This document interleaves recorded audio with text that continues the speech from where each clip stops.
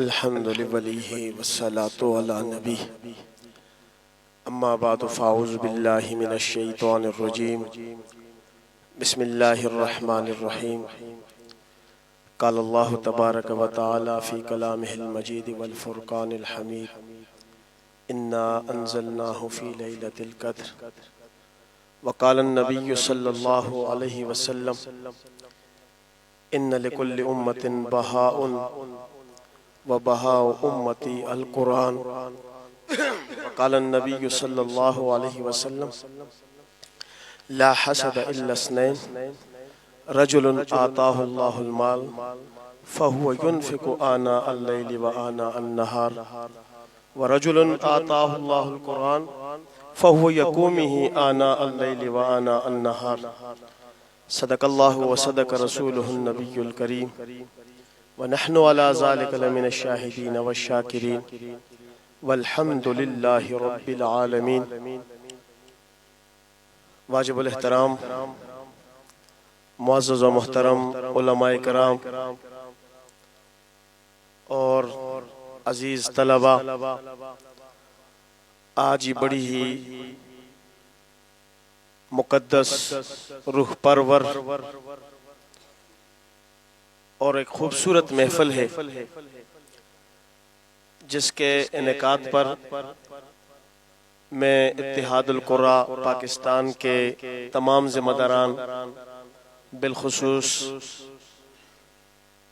قاری محمد زمان عثمانی صاحب اور جناب نصیر الدین قریشی صاحب اور ان کے تمام ذمہ داران، ان کی پوری ٹیم، جنہوں نے قرآن کریم کی یہ خوبصورت خدمت اپنے ذمہ لی ہے اور ہر ضلع میں، ہر قریہ کوچہ میں قرآن کریم کی خدمت میں لگے ہوئے ہیں۔ اس دور میں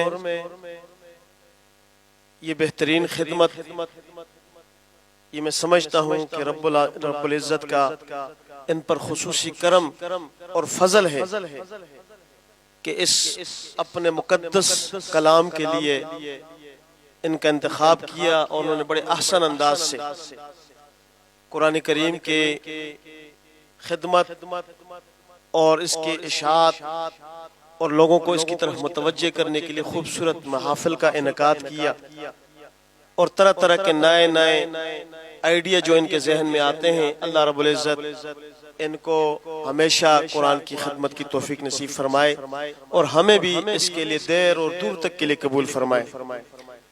یقین مانے کہ آج میری طبیعت، کل سے جو جمعہ میں نے پڑھایا اور جمعہ کی پھر نماز ادا نہیں کر سکا، شدید قسم کی بیماری کی وجہ سے، اور ابھی بھی اس وقت میں تقریباً آدھا گھنٹے پہلے میں یہاں آیا ہوں، لیکن میں بس کچھ علاج ہی کے سلسلے میں لگا ہوا تھا، بلڈ پریشر انتہائی کم ہے، اور میں صرف اس خاطر حاضری ہوا کہ میری انشاءاللہ ایک روٹین رہی ہے کہ جہاں میں نے ٹائم دیا ہے، چاہے پھر کچھ بھی ہو میری صحت کے حوالے سے۔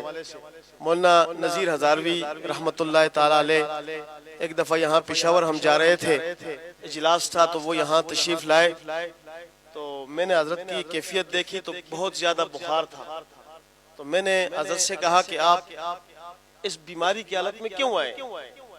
وہاں اجلاس ہے، میں حاضری کر دیتا، آپ کی طرف سے میں وہاں معذرت کر دیتا کہ طبیعت ٹھیک نہیں ہے۔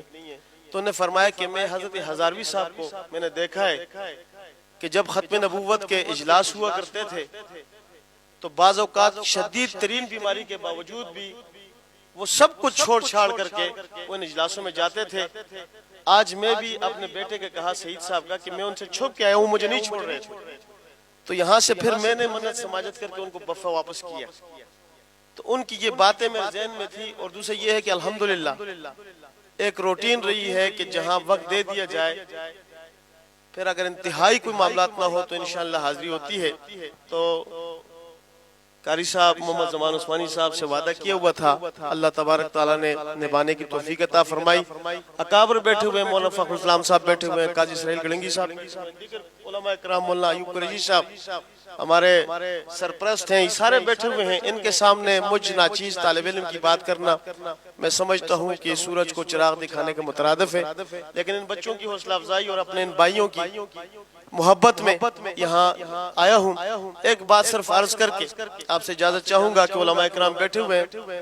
میرے دوستو، اس دور میں قرآن کریم میں وہی طاقت جو نبی علیہ السلام کے دور میں قرآن جو اپنی تاثیر رکھتا تھا، حضرت عمر رضی اللہ تعالیٰ عنہ کی قبول اسلام کا واقعہ آپ کے سامنے ہے کہ کس طرح قرآن سن کر کے سیدنا عمر رضی اللہ تعالیٰ عنہ پیغمبر کے قدموں میں آئے۔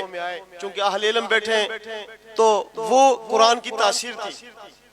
تو فیل عمر دوسی دوست قبیلے کا سردار ہے اور مکہ مکرمہ میں بغرض تجارت آیا جایا کرتے تھے۔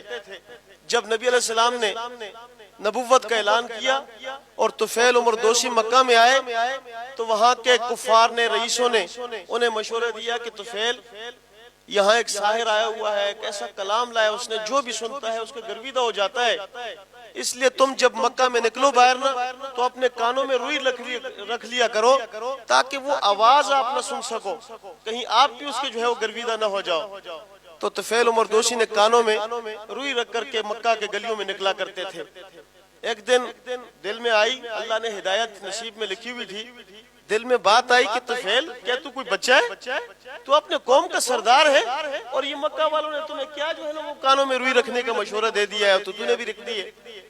آپ نے کانوں سے روئی نکالی اور کہیں جا رہے تھے، نبی علیہ السلام کی تلاوت جاری تھی، آقا علیہ السلام کی تلاوت سنی تو قریب ہوتے چلے گئے یہاں تک کہ نبی علیہ السلام کے پیچھے آ کر کے بیٹھ گئے۔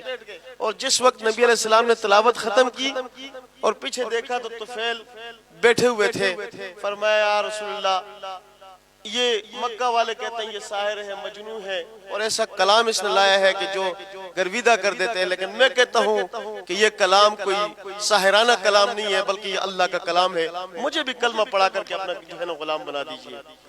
تو اس کلام میں اللہ نے ایک تاثیر رکھی ہے اور بہرحال رکھی ہے۔ اور ایک واقعہ تو بڑا مشہور ہے کہ جب حضرت ابو سفیان رضی اللہ تعالیٰ عنہ اسلام نہیں لائے تھے، نبی علیہ السلام کی تلاوت کی چاشنی اور مزہ ایسا تھا کہ کفار بھی چھپ چھپ کر کے آپ کی تلاوت سنا کرتے تھے۔ ایک رات کو ابو جہل بیٹھا ہوا ہے اور دل میں سوچ رہا ہے کہ ابھی تو سارے سوئے ہوئے ہیں اور رات کا سناٹا ہے، کوئی دیکھ بھی نہیں رہا، میں جا کر کے محمد کا کلام سنا۔ مزہ اتنا تھا کہ میں جا کر کے محمد کا کلام جو ہے وہ جو پڑھتے ہیں تو میں سن کر کے آتا ہوں۔ وہ آ کر کے اندھیرے میں کسی جگہ پہ چھپ کر کے نبی علیہ السلام کی تلاوت سننے لگے۔ حضرت ابو سفیان اپنے گھر میں بیٹھے یہی بات سوچ رہے تھے کہ اس وقت تو سارے سوئے ہوئے ہیں، میں چلا جاؤں اور نبی علیہ السلام کی یہ تلاوت سنوں۔ تو وہ آ کر کے کسی کونے میں وہ بھی بیٹھ کے سننے لگے۔ احنس بن شریک ایک اور سردار، وہ بھی یہ بات سوچ کر کے وہ بھی آ کر کے ایک جگہ پہ بیٹھ کے قرآن سن رہے اور نبی علیہ السلام قرآن پڑھتے وہ ایسے انہماک میں تھے کہ انہیں پتہ ہی نہیں چلا، رات گزر گئی، صبح کا جو ہے وہ اجالا پھیلنے لگا۔ تو یہ ایک دم اٹھے اپنی جگہوں سے اور دوڑ لگا دی کہ کہیں قوم والے دیکھ نہ لے کہ خود تو راتوں کو نبی کا کلام سنتے ہیں اور دن کو ہمیں روکتے ہیں۔ تو دوڑتے ہوئے گئے اور مکہ کے کسی چوک میں تینوں ایک ساتھ صبح سویرے میں جمع ہو گئے۔ تو ایک دوسرے سے آنکھوں میں اشارہ کیا کہ کیا ہو گیا، صبح کہاں سے آ رہے ہو؟ تو ایک دوسرے کو جب دیکھا تو پوچھا کہ کہاں سے، سب کو پتہ چل گیا کہ مقصد ایک ہے، چہرے کے حالات بتا رہے تھے۔ تو کہا یار ہمیں کیا ہو گیا کہ ہم اس محمد کا کلام سننے کے لیے؟ کہا کہ بھئی وعدہ کرو کہ اب نہیں آئیں گے، ورنہ قوم نے ہمیں دیکھ لیا نا تو پھر حالات خراب ہو جائیں گے، ساری اس کی طرف ہو جائیں گے۔ انہوں نے وعدہ وعید کر کے چلے گئے کہ آئندہ نہیں سنیں گے۔ دوسرے دن رات کو پھر معاملہ ایسا ہوا کہ ہر ایک سوچنے لگا یار میں جا کر کے سنتا ہوں، دوسروں سے وعدہ کیا وہ نہیں آئیں گے تو میں سن کر کے آ جاؤں گا۔ تینوں نے یہی سوچا اور تینوں پھر آ کر کے بیٹھ گئے۔ جب صبح پھر ملاقات ہوئی نا تو ابو جہل نے کہا کہ یارو یہ ہمیں ہو کیا گیا ہے، ہم کس راستے پہ چل پڑے؟ پھر قسمیں کی، طلاقیں کی کہ نہیں سنیں گے آج کے بعد۔ اور تیسری رات کو پھر آئے، ایک دوسرے کو پابند کیا کہ نہیں آئیں گے، لیکن دل میں یہی سوچا کہ وہ نہیں آئے گا، دوسرے کا وہ نہیں آئے گا، پھر آ گئے۔ کلام کی تاثیر ایسی ہے، پھر آ گئے اور نبی صلی اللہ علیہ وسلم کا کلام سننے لگے۔ تو جب صبح اٹھے نا تو احنس بن شریک ان میں بڑا تیز ترار تھا، اس نے کہا کہ نبی علیہ السلام کے اس کلام کو تم نہیں روک سکتے، اس کی تاثیر کو تم نہیں روک سکتے، یہ قوم اور پورا عرب اس کلام کے پیچھے جائے گا اور ہمیں چھوڑ جائے گا۔ تو میرے دوستو آج بھی اس کلام کی تاثیر ہے، ہم بشرطے کہ اپنے دلوں کو پاک کر لیں۔ اپنے دلوں میں، ہمارے دلوں میں گناہوں کا زنگ لگ گیا ہے، داغ لگ گئے ہیں، اور اس لیے یہ قرآن ہمیں اجنبی محسوس ہوتا ہے۔ قرآن پہ بیٹھتے ہیں تو طبیعت میں انقباض آ جاتا ہے۔ ہم اس قرآن سے مانوس ہو جائیں اپنے گھروں میں قرآن کا۔ اور میں سمجھتا ہوں کہ یہ اتحاد القرآن پاکستان کے نام سے جو سلسلے انہوں نے چلائے، اللہ تبارک و تعالیٰ ان کو دن دگنی رات چگنی ترقی عطا فرمائے۔ جب جہاں جس وقت ہمیں یہ بلائیں گے انشاءاللہ قرآن کی اس خدمت کے لیے، ہم ان کے شانہ بشانہ ہیں، ہم ان کے خادم اور ورکر ہیں۔ جب جہاں انہوں نے بلایا، اللہ کے فضل و کرم سے پاؤں کے بل نہیں سر کے پل چل کر کے ان کے پاس آئیں گے۔ اللہ تبارک و تعالیٰ تمام علماء کرام کا آنا، ہم سب کا یہاں آنا، یہ مقابلہ، یہ معاملات، اللہ تبارک و تعالیٰ اپنے دربار میں قبول و منظور فرمائے۔ وآخر دعوانا ان الحمدللہ رب العالمین۔